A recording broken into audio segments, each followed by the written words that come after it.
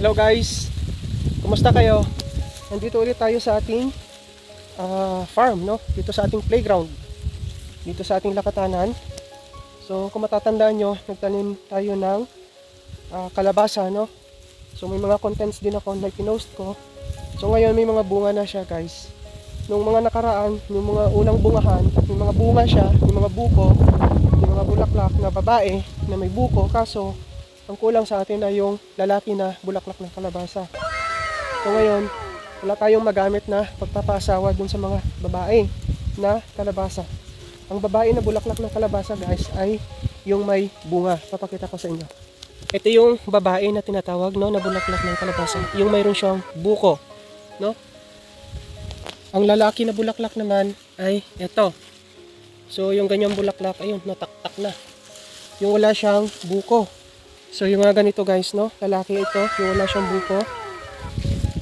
Ayan o, ito mga paputok pa lang, pabulaklak pa lang yan. Ito yung mga lalaki na bulaklak, yung wala siyang buko. Ayan. So yan yung example. See? Ngayon, ang kailangan natin guys ay pollens ng bulaklak na ito. Pollens ng bulaklak na ito, ng lalaki.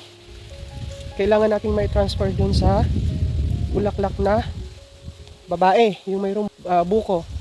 Kasi yung pollens guys, ang papel niyan ay para sa reproduction. Kailangan ng pollens ng bulaklak na babae para mabuo yung kanyang bunga.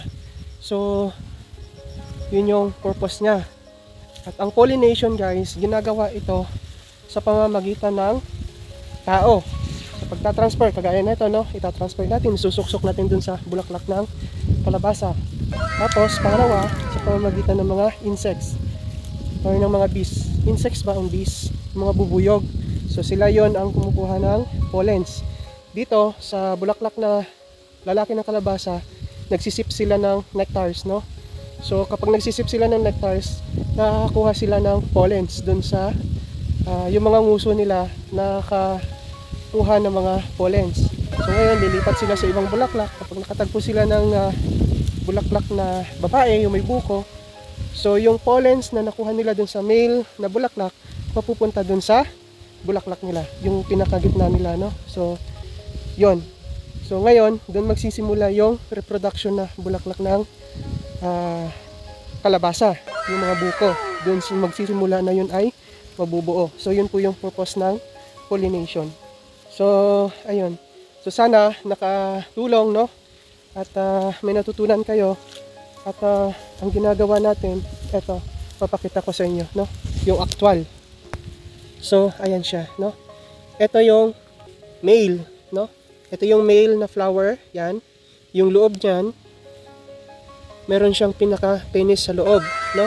Yan. Nakikita nyo yung pinaka-penis, parang meron siya mga powderized, no? Yung powder na yellow, no? Nakikita nyo, ito yung sa green na yan, oh. Kumapit na nga yung mga pollens dyan. So, meron siyang powder. Yan yung pollens na tinatawag. So, ngayon, ito ay isasali natin dun sa female na bulaklak. So, lilipat natin dun sa loob. So, yung loob, guys, makikita nyo, no? Meron siyang, yun, oh, yung nakabuka na yan. So, dyan natin ilalagay sa loob, no? Para masalina natin ng pollens para mabuo yung bunga sa ilalim.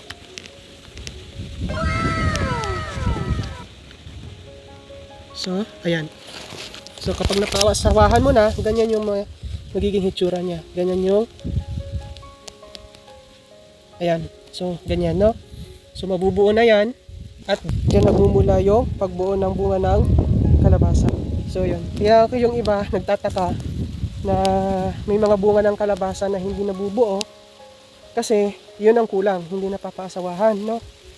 So kapag yung mga tigi-isang puno lang na mga nasa bakuran, pag hindi alam yung ganitong procedure, hindi siya ganun ka-attractive sa mga bees kasi bibihira, no? Bibihira siya mapuntahan ng mga bubuyog. Unlike kapag mga dito na malapad, so marami siyang bulaklak, marami silang sisip-sipan ng nectars. So nagpapasalit siya ng mga pollens. So yun. So yun po yung purpose ng pollination, no? At yun na rin yung update dito sa ating kalabasa. So yun lang guys, no? Thank you for watching and see you on our future vlogs. Bye!